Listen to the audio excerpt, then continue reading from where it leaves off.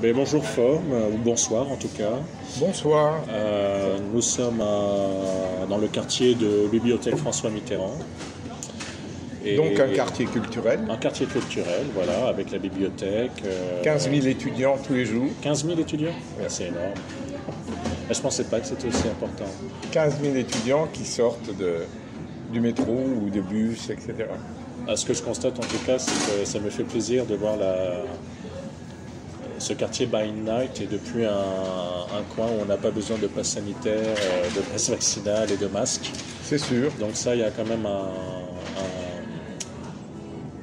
un semblant de vie, puisque c'est une suspension du pass, mais il y a un semblant de vie retrouvée. Et la vie, il en a été beaucoup question, finalement, dans tes spectacles. Que ça soit Felicita, que ça soit Ligne de vie qui est plus ancien. Ligne de vie, c'était en quelle année que ça a des premières représentations? Ça a commencé en 2019. 2019 ? Ouais. Oui, puisque je t'ai vu en 2020, moi, là-bas. Tu as dû voir un des premiers, oui. J'en ai dû en faire 2 ou 3. Oui, 2 ou 3 ? Pas 2 ou 3 spectacles de Ligne de vie. Mais à ce jour, il y a quand même pas mal de représentations maintenant là, de Ligne de vie depuis 2019. Une dizaine, 7, une quinzaine 8, ouais, moi à peine.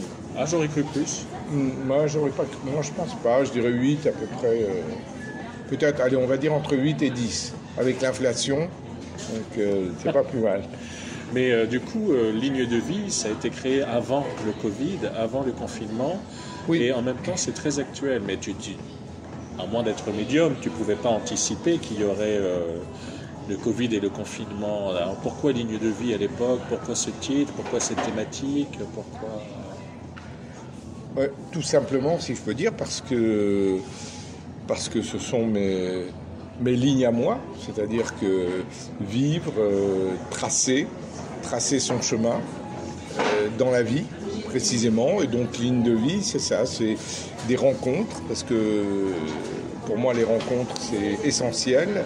Et ces rencontres-là, je les ai mises en scène et je les ai mises en chanson. Et ça a donné ligne de vie. Donc, après, en aucun cas, je n'avais pensé au Covid, à une pandémie, entre guillemets, à toutes ces choses-là. Non, non.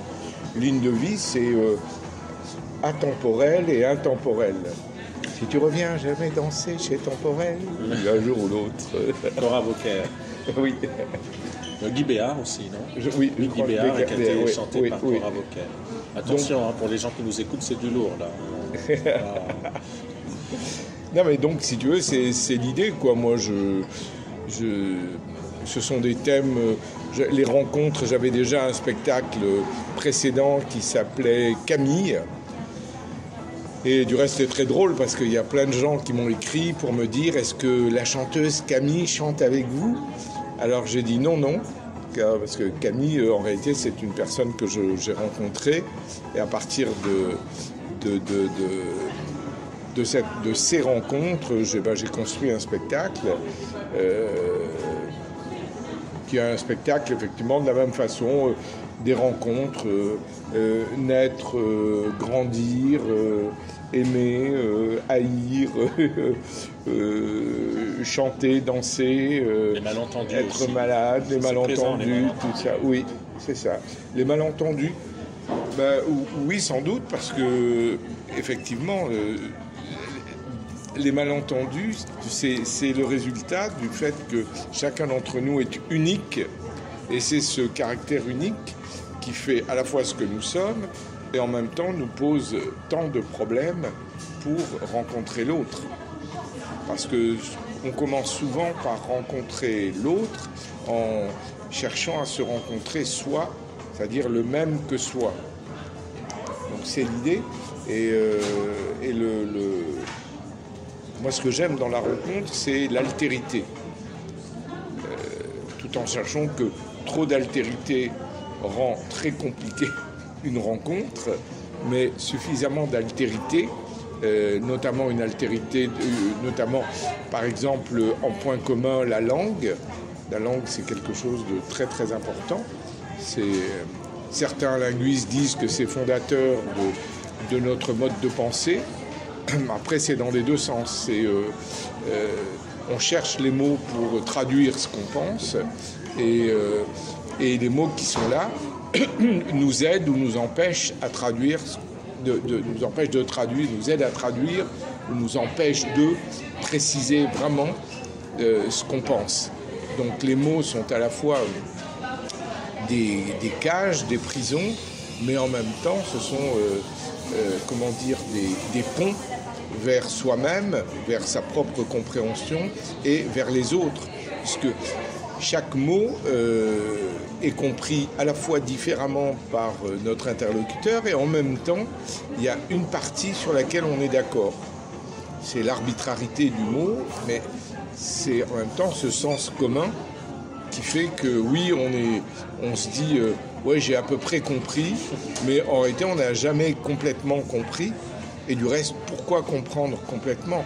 C'est un leurre absolu, c'est comme la transparence d'Adam, c'est comme la pureté, tout ça, ce sont des notions plus que des concepts. C'est des notions qui nous empêchent de vivre de façon simple et de façon, on va dire, fraîche. C'est assez terrifiant en fait, terrifiant. Déstabilisant, ça me fait penser aux propos de Eric Zurker, qui est historien et ufologue, spécialiste, je crois, de la Chine, oui, de l'histoire de la Chine.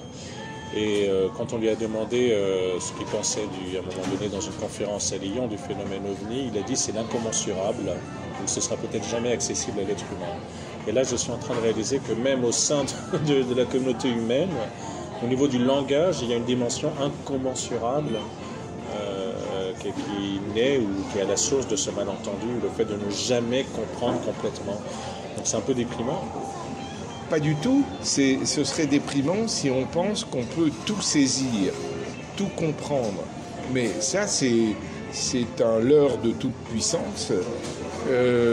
Or, la toute-puissance, on sait très bien que c'est un rapport au monde qu'on a quand on a entre 5 et 8 ans.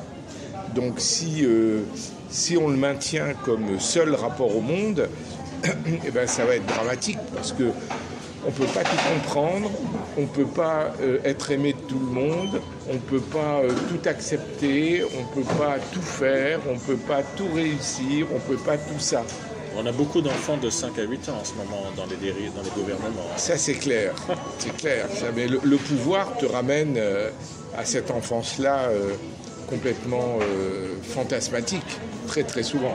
Et donc, si tu veux, c'est cette idée que, à partir du moment où on accepte qu'il y a des zones qui sont des zones grises, on va dire, des zones, c'est-à-dire des éléments d'expérience de mon interlocuteur auxquels je n'aurai jamais accès, c'est normal, parce que c'est lui et c'est pas moi. Donc à partir du moment où j'accepte ça, tranquillement on va pouvoir construire ensemble un espace de relation qui va être le nôtre, et qui va pas être regarde comme je suis transparent, je suis nu devant toi et tu es nu devant moi.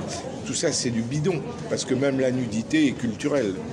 Donc en revanche, ce qui est très intéressant, c'est justement de se dire, dans les rencontres que je fais, et l'amour est un des mouvements qui permet la rencontre, et dans cette chanson qui s'appelle « C'est quoi l'amour ?» je dis à un moment, c'est immensité de toi à moi. C'est à la fois une immensité, et ça fait écho à cette incommensurable dont tu parlais tout à l'heure, et effectivement c'est incommensurable. Simplement, cette incommensurable-là, cette immensité, c'est le rapport entre l'autre et moi qui les crée cela. Et donc, comme c'est nous qui les créons, si je peux dire, crayon, évidemment, je vais vous laisser associer sur crayon, crayon à mine, graphite, crayon bille, crayon feutre, etc. Donc c'est nous qui les créons. C'est plus facile pour nous de savoir à peu près ce qu'on met dans l'espace relationnel avec l'autre, et donc de s'y retrouver plus ou moins. Plus ou moins, parce qu'en même temps, on change, on évolue. Et par exemple, la seconde chanson de Ligne de vie qui est adoptée montre comment on est capable de se construire une identité qui est inimaginée, qu'on ne pouvait pas imaginer, et par le regard de l'autre, par l'amour de l'autre, par la tendresse de l'autre, par la présence de l'autre aimant, eh bien aussi on peut se construire. Et adopter, c'est ça. C'est tu m'as voulu, je suis devenu. Avec toutes les difficultés que ça comporte, bien évidemment. Et comme dirait Cyrulnik, la question de la résilience, un concept qui fait plaisir, mais voilà, qui n'est pas non plus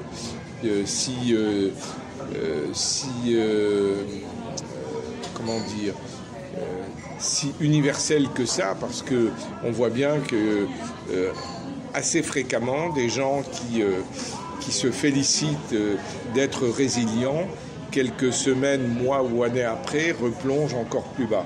On l'a vu dans le Covid, où Cyrulnik avant faisait des conférences pleines de gens qui écoutent ce qu'il dit, mais manifestement qui n'ont pas suivi ce qu'il pouvait dire vraiment dans le fond, puisqu'ils se sont très vite enfermés dans les peurs pendant des mois, et on en ressort à peine. Donc c'est vrai que ça fait réfléchir, effectivement.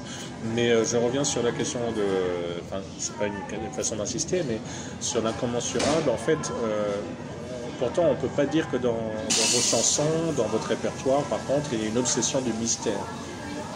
L'incommensurable, oui, peut-être, les malentendus, oui, mais j'ai pas senti d'attrait particulier pour le mystère. Non, parce que moi j'associe mystère à boule de gomme.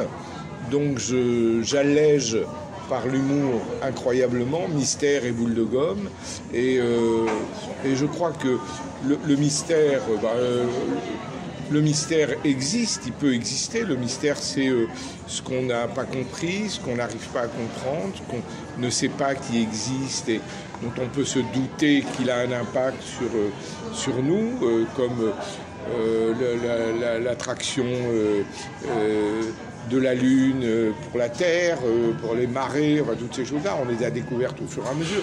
Mais non, parce que moi je pense qu'à partir du moment où on est dans l'accueil des relations et qu'on accepte la finitude de tout échange relationnel, c'est-à-dire qu'on ne peut pas tout savoir, on ne peut pas tout comprendre, on ne peut pas tout saisir, et bien à partir du moment où on accepte ça, ça devient vachement simple, parce que on n'est pas dans justement ce que je disais, la toute-puissance, la totalité, le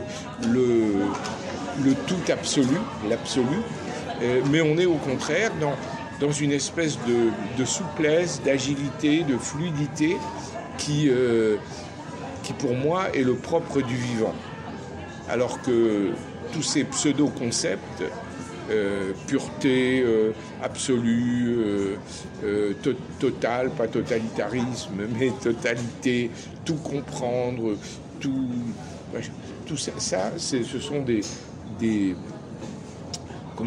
prisons qui nous enferment, des espèces de menottes qui nous enferment. Dès qu'on est sur le tout, on se trompe d'histoire, parce qu'on n'atteindra jamais le tout. Et c'est pour ça qu'on a fait de Dieu une figure omnipotente, omnisciente et ubiquite. C'est parce que lui, on l'a habillé de ses attributs, il comprend tout, il sait tout, il est partout et il peut tout. Mais ça nous montre que c'est quelque chose qui est en nous aussi. C'est sans doute lié à ce passage de la période de la toute-puissance dans la jeune enfance, où naît aussi le rapport à la magie, le rapport au monde, le rapport magique au monde. Mais tout n'est pas à jeter, parce que c'est ce passage et puis cette excitation dans la toute-puissance pendant un certain temps qui nous aide après à oser, à tenter, à faire des choses, et même si ça ne marche pas à 100%. Mais justement, c'est ça, devenir adulte, grandir, c'est se dire, je continue de faire ce que je pense être juste, et même si ça ne marche pas à 100%, ben, je prends déjà ce qui a marché. Et je trouve que c'est très riche. Et par exemple, je pense à ça, la 4e chanson de Ligne de vie, qui est La voix du silence, ben, cet homme, Simon, lui, il a choisi les oiseaux, les nuages, il a fait ce choix. Donc, ayant fait ce choix, il passe son temps de vie avec les oiseaux, avec la nature, avec les nuages, avec les arbres, avec le vent, avec le froid, avec la chaleur, le soleil. Et de tout ça, il en fait du miel. Et je dirais, pour m'amuser, il en fait son miel. Donc, à nous de prendre ces expériences, non pas de les copier, parce que moi, je n'ai aucune envie de passer mon temps dans une forêt avec des abeilles. Non, mais lui, oui. Et donc, faire en sorte de se dire quel est justement mon propre modèle de vie, celui qui va me permettre de vivre au plus près de ce que j'ai envie de vivre. Voilà, et donc, la voix du silence, c'est ça. Et moi qui parle, évidemment, on peut, en clin d'œil, dire il parle de la voix du silence et il parle. Mais oui, mais le silence n'existe que parce que la parole existe. Et vice-versa. C'est dans les deux sens. Et est-ce que ce tour de chant, Ligne de vie, on va parler de Felicita après, mais est-ce que ce spectacle, La Ligne de vie, est-ce qu'il a vu sa trame bouger après le confinement, ou est-ce qu'il a toujours été identique, quelle que soit la période? Il n'avait pas de raison de bouger, parce qu'il n'avait pas été pensé, et que, en réalité, le confinement, entre guillemets, toute la façon dont ont été gérées ces semaines, ces mois et ces années, ça nous montre que la folie humaine est toujours présente, mais je le savais déjà, et puis il faut faire avec, que la peur, que la traîtrise, que la soumission, tout ça, ça a existé, ça continue d'exister. Et puis, pour répondre à ça, on a bien vu qu'il s'agissait de choisir son camp. On ne pouvait pas ne pas choisir son camp. Et c'est ça qui est passionnant, c'est qu'en même temps, ça nous a montré que chacun d'entre nous est obligé d'exercer son libre arbitre. Et après, il y a ceux qui ont considéré que exercer son libre arbitre, c'est s'imposer des injections, s'imposer un masque, s'imposer tout cela, et ils sont à respecter car c'est leur libre arbitre. Et d'autres ont fait d'autres choix. Voilà, certains disent la liberté des uns s'arrête où commence celle des autres. Mais c'est un peu facile. Hein, ouais, mais, et donc, du coup, avec ça, on fait plus rien. Ça veut rien dire. C'est joliment dit, ça fait bien, mais en fait, c'est creux. Voilà, c'est ça, c'est du bidon. Oui. Donc, je suis d'accord, oui. Donc, si tu veux, Ligne de vie n'a pas bougé du tout. C'est un spectacle qui est, je répète, pour moi, il est intemporel parce qu'il parle de rencontres. Et ce qui est drôle, c'est que justement la 5e chanson, je crois, s'appelle Déprime.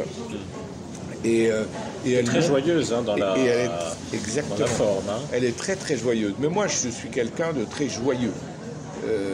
Même en chantant la mort, j'ai remarqué. Mais oui, bien sûr. Mais... Il y a un petit côté Dalida comme ça, du coup, qui était capable de chanter la mort, mais sur un rythme disco. T'as raison. Oui. Sur un rythme Mais oui, ça tarantella.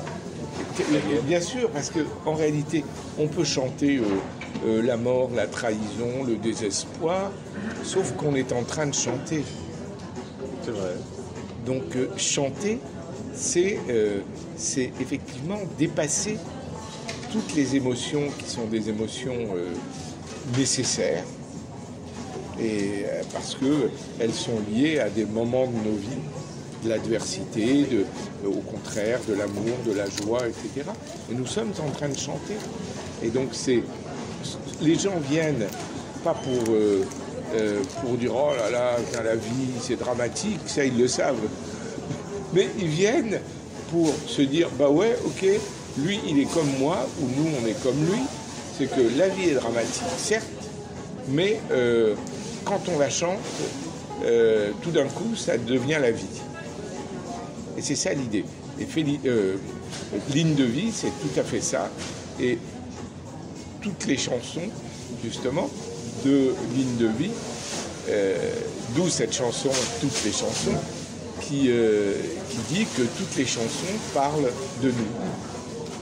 Et qu'elles soient chansons d'amour, chansons de passion, chansons de désespoir, toutes les chansons,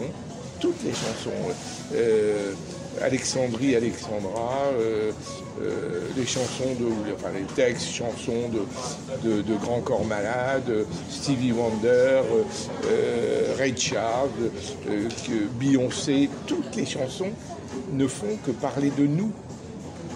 Alors après, on se dit, ouais, mais ce nous me plaît pas. Ben à ce moment-là, on écoute d'autres chansons. Ce nous me plaît, et du coup, on devient fan. Voilà, et si ça se répète, ça devient un fan attique. Donc, ou atoc. C'est comme on veut. J'espère ne pas être fanatique, mais c'est vrai que j'ai dû voir le spectacle Ligne de vie au moins 1, 2, 3, 4, bien 5 ou 6 fois, je pense que je l'ai vu. Et d'ailleurs, je pense que c'est aux Têtes de l'île Saint-Louis que j'ai vu les plus beaux spectacles, j'allais dire de ma vie, j'ai 40 ans à peine. Mais il y avait Ave Eva de Catherine Braslavski qui était vraiment sublime, avec son mari Joseph Roch qui nous a quittés. Je l'ai vu aussi, moi. Oui, très très beau spectacle, vraiment très très beau. Inspiré. Et dans la foulée, j'ai vu donc Ligne de vie, et ça faisait sens pour moi de voir ces deux spectacles-là, là-bas. Et vraiment, je dis, les gens sont surpris autour de moi quand je leur dis que c'est parmi les plus beaux spectacles que j'ai vu de ma vie. Oui, je sais, j'en ai vu plein des spectacles. La question n'est pas là, mais les spectacles que j'étais capable de voir 2, 3, 4, 5, 6 fois avec le même enthousiasme et la même curiosité, il n'y en a pas tant que ça. Voilà. Donc ça m'a beaucoup parlé. Alors ça, c'était le côté un peu confidence. On va parler de Felicita quand même. Je vais passer à faire une... Donc c'est vrai que, comme je disais, Ligne de vie, c'est l'un des plus beaux spectacles que j'ai vus. D'ailleurs, fin 2019, début 2020, j'ai vu beaucoup de spectacles très forts. Alors, évidemment, j'ai co-participé à des spectacles, évidemment. Donc là, j'ai moins de recul. C'est aux autres de dire s'ils sont aimés ou pas. Mes spectacles aussi, mais j'ai vu Ariane Dubillard au Théâtre des Déchargeurs qui faisait la chanson de Roland, magnifique, où elle évoquait son père, Roland Dubillard. J'ai vu Mylène Farmer à l'Arena, qui était vraiment glaciale et sublime à la fois, à l'Accor Arena. Et puis, non pas l'Accor, Défense Arena, la Défense Arena.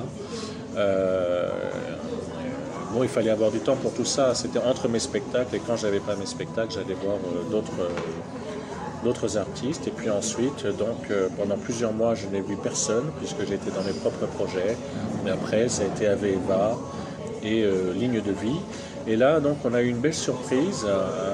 C'est qu'il y a toujours Ligne de vie au Théâtre de l'île Saint-Louis jusqu'en juin. Mais il y a également un autre spectacle qui a commencé en octobre dernier, qui s'appelle Felicita, en septembre dernier, je crois, qui s'appelle Felicita, et dont j'avais vu un petit aperçu en septembre à l'occasion d'un concert privé. Et pourquoi la félicité et en quoi cette joie de vivre que l'on peut ressentir déjà dans Ligne de vie, en quoi elle est encore différente dans Felicita?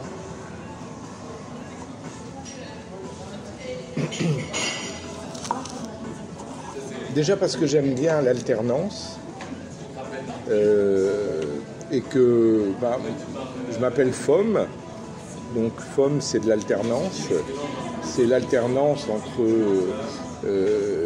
des genres multimillénaires, F comme femme, H comme homme. Vous noterez que j'ai commencé par F, femme, et puis une tradition qui est aussi multimillénaire, qui est le Om tibétain, qui est pour les Tibétains le phonème, le son vital, essentiel. Donc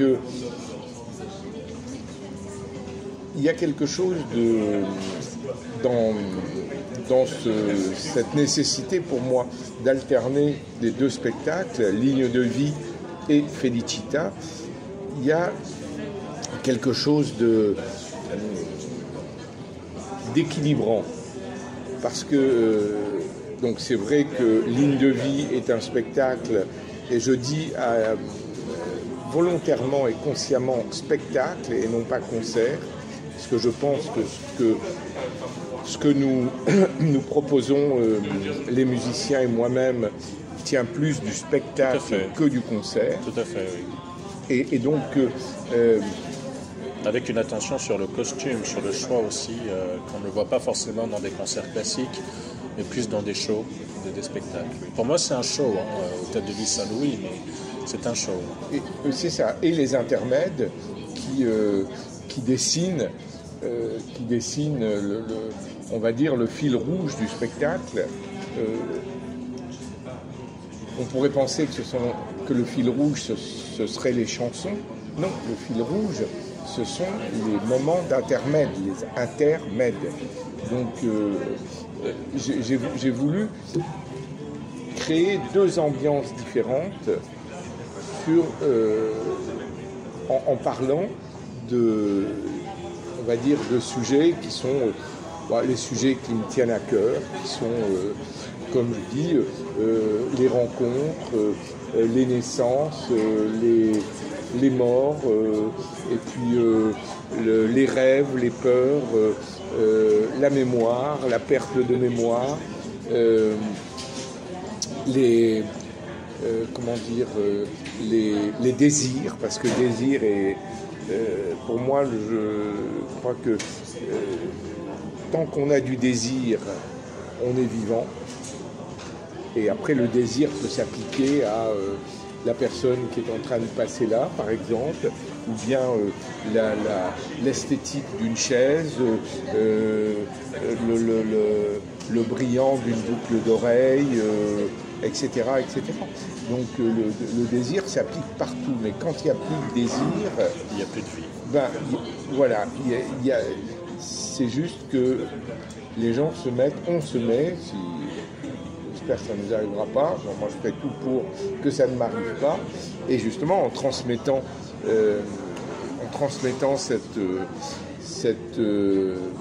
cet élan, parce que c'est un vrai élan, le désir est un élan vers ce qu'on a envie de connaître, de savoir, de toucher, de prendre et d'aimer ou de détester, parce que c'est pas très bien.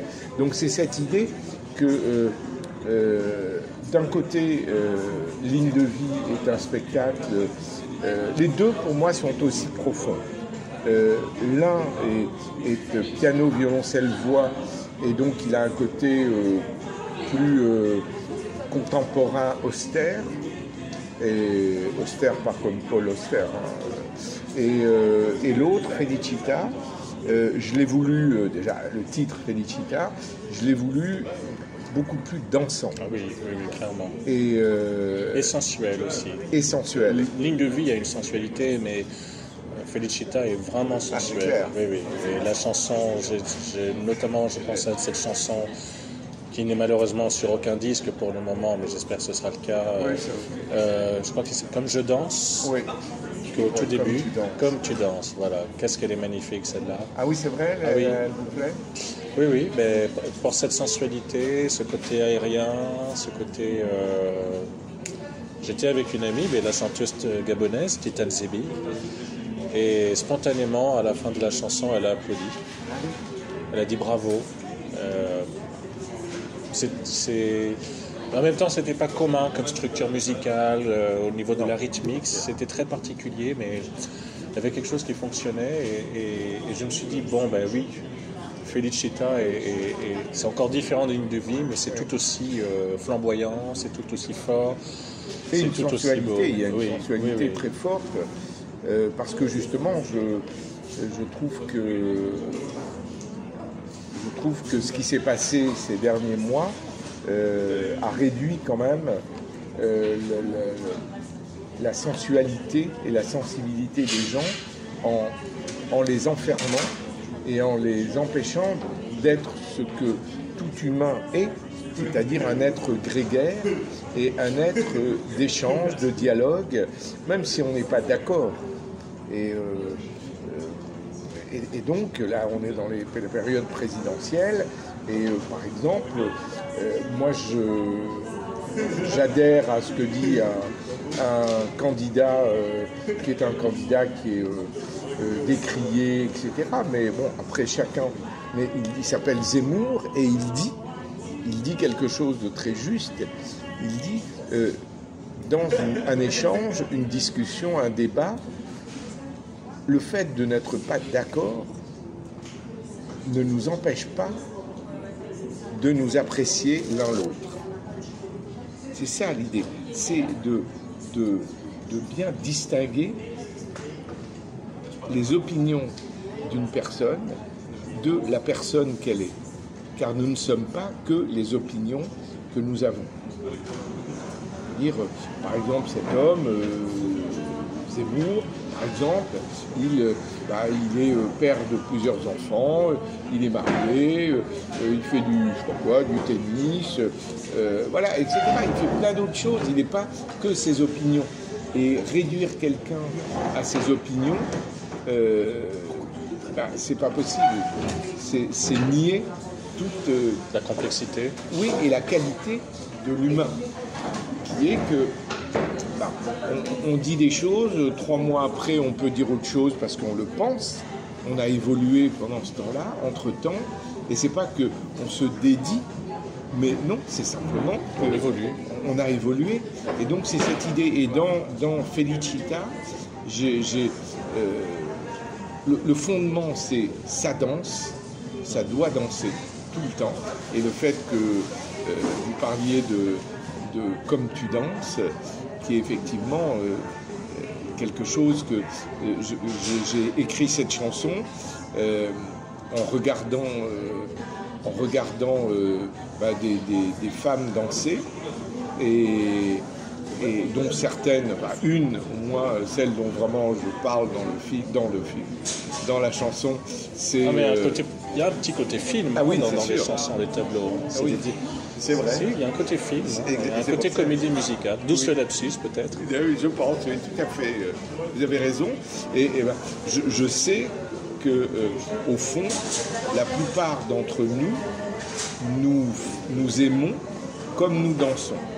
Donc en regardant comme nous dansons, comme les gens dansent, nous les gens, moi aussi, comme je danse, comme vous dansez, en regardant, on sait aussi comment les gens aiment, à la fois physiquement et plus largement. Donc c'est un spectacle qui est un spectacle où j'ai voulu que les gens dansent, je le répète, Felicita, et que j'ai repris un aphorisme que je trouve très juste, dont je ne me souviens plus de l'auteur, qui dit le paradis existe peut-être, physiquement, mais ce dont on est sûr, c'est que le paradis Felicita existe, on peut le vivre à tous les moments. Et la félicité, Felicita, la félicité, c'est des moments où on est dans notre paradis. Et je trouve que j'ai voulu vraiment transmettre ça, à savoir que à n'importe quel moment, là, quand je vous parle avec cette passion, cet enthousiasme et j'espère, alignement, je suis dans un état de félicité. Ça se sent. Et donc, je suis dans un moment de paradis. Non pas le paradis chrétien, ni le paradis de n'importe quelle religion, ni le paradis athée, mais mon paradis existentiel. Et donc, c'est cette félicité-là que, via la sensualité, via le rythme, via la danse, via les couleurs et via les mots, bien évidemment, et peut-être aussi, j'espère, via ma voix et les inflexions de ma voix, je cherche à faire naître, à faire émerger, pas naître, à faire émerger chez chaque spectateur. Et quand je suis réjoui quand je les vois bouger, et très souvent, dès la première chanson, taper du pied. Ça bouge. Ouais. Taper du pied, bouger les genoux, tout à fait. Mais ça ne m'étonne pas. En tout cas, on sent que vous avez hâte, là en vous écoutant parler, de retrouver les scènes avec vos musiciens, quoi. Il y a vraiment une impatience, un enthousiasme qui n'est pas si répandu que ça chez beaucoup d'artistes, hein, j'ai remarqué. J'ai été très atterré de voir beaucoup d'artistes dont on se demande pourquoi ils sont artistes finalement. Ils l'ont été. Souvent, ils l'ont été. Mais la répétition, c'est la répétition qui fait problème quand on n'inclut pas dans la répétition des différences. C'est ça qui est intéressant, c'est comment. Il y a quelque temps, j'écoutais Léonard Cohen, qui n'est pas l'avant-centre du PSG, mais un chanteur folk-song, qui est mort il n'y a pas très longtemps. Pas très longtemps, je crois. Et qui disait quelque chose de juste pour lui et qui a du sens. Quand c'est juste pour quelqu'un, c'est intéressant de se demander quel sens ça peut avoir pour nous. Ça peut ne pas avoir le même sens, mais au moins ça nous incite à réfléchir. Il disait que ces chansons, il avait beaucoup de mal à les répéter et à se retrouver dans le même état. Et c'est dommage parce que il aurait suffi qu'il comprenne que la répétition n'existe pas, sauf quand on écoute 10 fois une bande qui est enregistrée, mais que dans chaque chanson encore chantée, il y a des différences. Il y a des différences qui s'immiscent. Et ces différences, c'est lié au fait que j'ai peut-être été ébloui juste avant d'entrer sur scène par le feu arrière d'une voiture, par le pétillement d'un regard, par la courbe d'une cuisse, on va dire, rarement la courbe d'un cuisse, comme on veut. Et donc c'est cette idée. En réalité, je ne répète jamais la même chanson. Il y a les mots, il y a la mélodie, il y a la musique, mais les musiciens et moi, nous ne sommes jamais les mêmes, que nous avons déjà vécu autre chose, donc les notes sont les mêmes, les mots sont les mêmes, mais comment nous les articulons et comment nous les partageons, c'est à chaque fois que la respiration du public, elle génère chez l'artiste une autre respiration, donc une mise en équilibre de nos propres respirations, les musiciens et moi-même, et celle, singulier pluriel, du public. Et c'est ça qui est passionnant. Et c'est pour ça que moi j'ai hâte d'être sur scène parce que j'y arrive avec à chaque fois toutes mes nouvelles différences. Et je pense que c'est ça aussi qui fait à la fois fraîcheur et profondeur. Merci en tout cas. Le magasin, enfin le restaurant est en train de fermer. au moment où notre entretien touche à sa fin. Enfin, notre entretien, non, nos échanges en fait. C'est pas vraiment un entretien, c'est des échanges. Je suis pas journaliste, alors c'est pas mon rôle. Mais voilà, je trouvais ça bien d'avoir cet échange et je remercie également Elisabetta, Lucien et Jérôme de Purple Shadow Agency qui ont souhaité que cet échange ait lieu justement. Et que ce soit pour le samedi 26 mars ou les dates ultérieures, je ne peux qu'encourager d'aller voir FOM. Voilà. Merci à vous. Merci bien.